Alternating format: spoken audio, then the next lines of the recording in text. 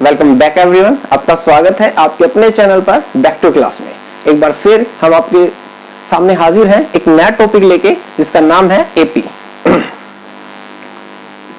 AP AP की जो full form होती है वो होती है अर्थमेटिक प्रोग्रेशन।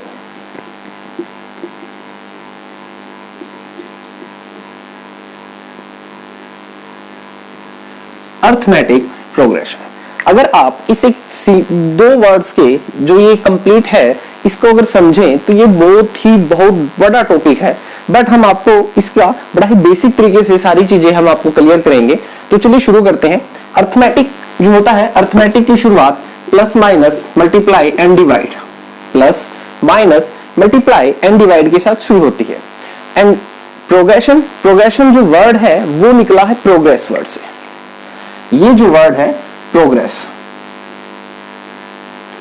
का मतलब क्या होता है? आगे बढ़ना। प्रोग्रेस का मतलब क्या होता है? आगे बढ़ना। बस आप हमारे साथ जुड़े रहिए, ये टॉपिक बड़ा ही इजी और बड़े ही कुछ मिनटों में आपको बड़ा ही आराम से क्लियर हो जाएगा। हरियाणा बोर्ड हो, सीबीएसई बोर्ड हो या फिर कोई भी स्टेट बोर्ड हो, सभी में एपी की एक कंप्लीट एक क्वेश्चन आता है और जो काफी क्या है इंपॉर्टेंस रखता है अपने मार्क्स के हिसाब से। तो चलिए देखते हैं अर्थमेटिक प्रोग्रेशन। सबसे पहले अगर मैं एपी की बात करूं तो एपी होता क्या है? जो एपी है, एपी क्या है? एक कुछ टर्म्स को मिला के एक सीक्वेंस बनाई गई है। कुछ टर्म्स को मिला के एक सीक्वेंस बनाई गई है। जैसे मैंने आपके सामने लिखा 1 3 5 7 9 सॉरी, मैंने एक नाम लिया, कुछ टर्म्स को मिला के सीक्वेंस। मैंने दो वर्ड्स आपके सामने लिखे। सबसे पहले हम इनको समझते हैं कि इनका मतलब क्या है, ये क्या कहना चाहते हैं और ये हमारे लिए कितने इंपॉर्टेंट है। ओके, तो शुरू करते हैं कि टर्म्स क्या होती हैं? टर्म्स होती है जो भी आप सामने देख रहे हैं उसमें प्रत्येक एक इंडिविजुअल जो चीज है, एक इंडिविजुअल जो डिजिट है वो क्या कहलाएगा? आपका टर्म कहलाएगा। जैसे इसके अंदर है 1 2 3 4 5 टर्म्स। ये एक सिंगल डिजिट किसको डिस्क्राइब करता है? आपके एपी को डिस्क्राइब करता है। ये एक सिंगल डिजिट आपके टर्म को डिफाइन करता है। टर्म किसको डिफाइन करता है? एपी को डिफाइन करता है। सारी की सारी चीजें इंटरलिंक्ड है। अब बात करते हैं सीक्वेंस की। सीक्वेंस क्या है? सीक्वेंस है कि कुछ एक ऐसा पैटर्न फॉलो करना, कुछ टर्म्स के द्वारा एक ऐसा पैटर्न फॉलो करना कि वो कुछ एक डिस्टेंस के बाद या फिर एक पर्टिकुलर टाइम के बाद या फिर कुछ टर्म्स के बाद एक पर्टिकुलर सीक्वेंस को फॉलो करें या फिर पर्टिकुलर पैटर्न को फॉलो करें। जैसे देखिएगा कि इन दोनों के बीच में जो डिफरेंस है वो कितने का है? 2 का, 2 का, 2 का और 2 का। तो ये क्या है? एक पर्टिकुलर पैटर्न। तो ये क्या है? एक पर्टिकुलर पैटर्न फॉलो करना क्या कहलाता है? आपका सीक्वेंस कहलाता है। वो क्या कहलाता है? सीक्वेंस कहलाता है। आप देखेंगे कि आप 1 में जो 2 ऐड करेंगे तो 3, 3 में 2 ऐड करेंगे तो 5, 5 में 2 ऐड करेंगे 7, 7 में 2 ऐड करेंगे 9, 9 में 2 ऐड करेंगे एंड 11, 13, 15, 17, 19 एंड सो। ऐसी सारी की सारी चीजें आगे बढ़ती हुई चली जाएंगी। जैसे पैटर्न फॉलो होता है, आपकी क्लास में भी आपने कोई पैटर्न फॉलो होता हुआ देखा होगा। आप अपने आसपास में भी पैटर्न फॉलो देख सकते हैं कि कितने टाइम के बाद डे हो रहा है या फिर कुछ और ऐसी चीजें आप देख सकते हैं। ओके, तो ये था टर्म और सीक्वेंस। ये समझना आपके लिए काफी जरूरी था। इसी के बाद एक नाम आता है कॉमन डिफरेंस। इसी के बाद जो नाम आता है वो आता है सीडी। सीडी क्या नाम आता है? सीडी, जिसको हम बोलते हैं कॉमन डिफरेंस। इसको बोला जाता है कॉमन डिफरेंस। अब कॉमन का मतलब क्या होता है? जो सभी में एक जैसा हो।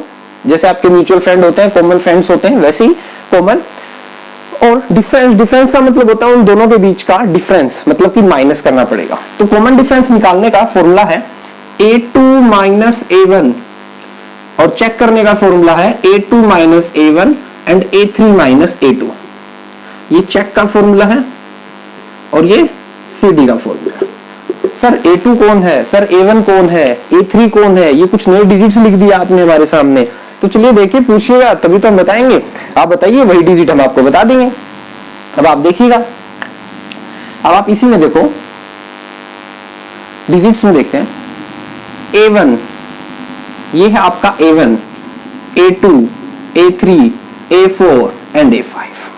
जहां से ए से हम एपी को रिप्रेजेंट करते हैं। 1 कौन है आपका, A1 means first term, A2 second term and so on, AN number of terms.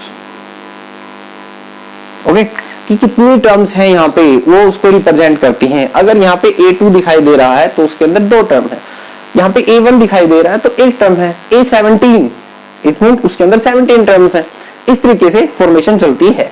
Common difference के ऊपर हम बात कर रहे थे, तो चलिए कॉमन डिफरेंस के ऊपर बातचीत कर लेते हैं। कॉमन डिफरेंस कैसे निकाला जाता है देखिएगा।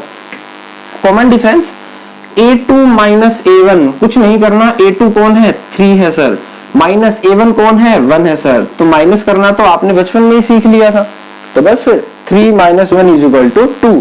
सर चेक क्या है, कॉमन डिफरेंस निकालना आ गया। चेक क्यों करना है हमें, जब हमने कॉमन डिफरेंस निकाल लिया, क्योंकि हर रास्ते पे खतरे भरे हुए हैं और हर खतरों से आपको बचना है। क्या पता सिर्फ फर्स्ट का ही 2 हो, आगे जाके डिफरेंस चेंज हो जाए तो क्या होगा। तो उसके लिए आपको क्या करना है, check. A2 minus A1, A2 कौन है, 3 minus A1 1 is equal to A3 कौन है आपका, 5 माइनस A2 कौन है आपका, 3। देखते हैं 2 इज इक्वल टू 2, आपकी जो लेफ्ट हैंड साइड है वो आ गई राइट हैंड साइड के। इट मींस इसका जो इस एपी, ये क्या है, एक एपी है, क्योंकि इसका कॉमन डिफरेंस क्या आ रहा है, सेम। कोई भी सीक्वेंस है आपके पास, उसको ये देखने के लिए कि वो एपी में है या नहीं है, सबसे इंपॉर्टेंट पार्ट है कॉमन डिफरेंस। सबसे इंपॉर्टेंट पार्ट कौन है, कॉमन डिफरेंस, क्योंकि कॉमन डिफरेंस इसका मंत्री है, यही बताएगा कि इसे क्या करना है और क्या नहीं करना है। तो ये कॉमन डिफरेंस है। तो हमने देखा कि ये left hand side is equal to क्या आ गई है, राइट हैंड साइड। तो ये क्या हो गया, ओके हो गया। ओके, तो अब हम आगे चलते हैं। जो हमारा अब मेन टॉपिक है, general term of an AP. साथ साथ जुड़े रहिए, कॉपी पेन उठाइए, नोट्स बनाते जाइए साथ साथ में। General term of AP, general term of an AP क्या होती है, अब आप इसको देखिएगा।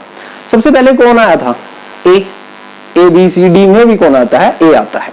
तो सबसे पहले जो हमारी टर्म बनेगी वो क्या बनेगी, A1। इसको कुछ अलग तरीके से समझाता हूं मैं आपको, चलिए देखते हैं अलग तरीके से कैसे समझाएंगे सर। चलो देखो भाई, 1 2 3 4 5 6 हमने बचपन से ये चीजें पढ़ी है, एंड सो ऑन। ये है 1 2 3 4 5 6। अब मैं इसको कुछ अलग तरीके से लिखता हूं, समझिएगा। 1 is equal to 1, 2 is equal to 1 plus 1, 3 is equal to 1 plus 2, 4 is equal to 1 plus 3, 5 is equal to 1 plus 4 and 6 is equal to 1 plus 5। अब आप देखिएगा कि मैंने इसको अलग तरीके से लिखा है। ओके, अब एक चीज और देखिएगा, आप देखिएगा कि अगर मान लो मैं इसको A मानता हूं तो ये क्या लिखा जाएगा, A plus 1, A plus 2, A plus 3, A plus 4 and A plus 5। Okay, आपको समझ में आया कि हमने इसी को बस चेंज कर दिया, जो वहां जहां 1 था वहां हमने उसको क्या पुट कर दिया, A पुट कर दिया है, और बाकी को हमने 1 2 3 4 लिख दिया है। ओके, तो अब हमारी टर्म हो गई। आपने देखा कि इनके बीच का कॉमन डिफरेंस कितना है। अब आप कॉमन डिफरेंस चेक करेंगे, तो कॉमन डिफरेंस चेक किया तो 2 minus 1 1, आपको क्या मिला, 1। 2 में से 1 जाएगा तो क्या बचेगा, 1 बचेगा। ओके, तो ये 1 बच गया, और सबका मालिक कौन है, 1 है। तो ये 1 हमारे लिए काफी काम का है। तो अब हम जो D है, कॉमन डिफरेंस को D से रिप्रेजेंट किया जाता है, उसको हम लिखेंगे 1। क्या लिख दिया, 1। तो जहां जहां 1 है वहां हम क्या लिख सकते हैं, D लिख सकते हैं। तो हमारा जो फॉर्मेशन हो गई वो हो गई A plus D, A plus 2D। आप इसको क्या लिख सकते हैं, A प्लस 2 इंटू 1। इसे आप क्या लिख सकते हैं, A plus 3 into 1, A plus 4 into 1, A plus 5 into 1। तो आप यहाँ पे भी चेंज कर सकते हैं, A plus 3D, A plus 4D और A प्लस 5D। ये है आपकी general term of an AP. आपको बुक से कोई भी रटिफिकेशन करने की जरूरत नहीं है, हर एक कंसेप्ट आपको यहाँ पे क्लियर किया जाएगा। आप देखिएगा कि 1 2 3 4 5 6 A इज इक्वल टू 1, 4 5 6, ए को हमने 1 लिखा, 2 को हम क्या लिख सकते हैं 1 + 1, 3 को 1 + 2 एंड सो ऑन। तो आप इसे जो आपकी फर्स्ट टर्म होती है, जो सबसे पहले बैठा होता है वो आपका होता है फर्स्ट टर्म। ये आप जान लीजिए, जो सबसे पहले आएगा वो सबसे पहले बैठेगा और उसका नाम होगा ए, क्योंकि आप भी तो ये बोलते हो ए उठ यहां से, तो वो ए से याद रखो भैया बस इसे, ठीक है।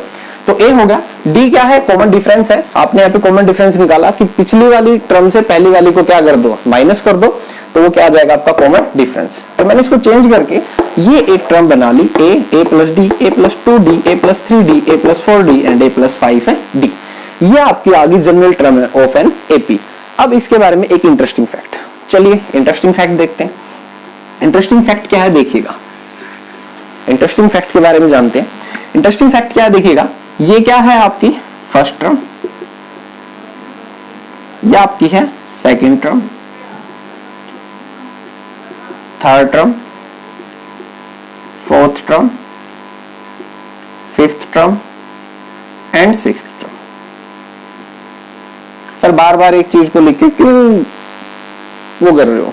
देखो मैंने बार बार इसलिए लिखा, अब आप देखेंगे कि फर्स्ट टर्म है तो सिंपल है, सेकंड है तो यहाँ पे डी के सामने 1 आ जाता है, थर्ड है तो डी के सामने कौन आ जाएगा 2, फोर्थ है तो डी के सामने कौन आ जाएगा 3, 5 है तो डी के सामने 4 एंड 6 है तो डी के सामने 5। इसका मतलब जब भी हम कोई टर्म निकालेंगे तो इसका मतलब आप देखिएगा a6 को आपने क्या लिखा है a + 5d। आपको हर बार एक चीज कम करके लिखनी होगी, आपको हर बार एक चीज क्या है कम करके लिखनी होगी। जैसे फॉर एग्जांपल हमने a17 लिखा, a प्लस में 16d, a99 लिखा, a प्लस में 98d, a100 लिखा, a प्लस में 99d।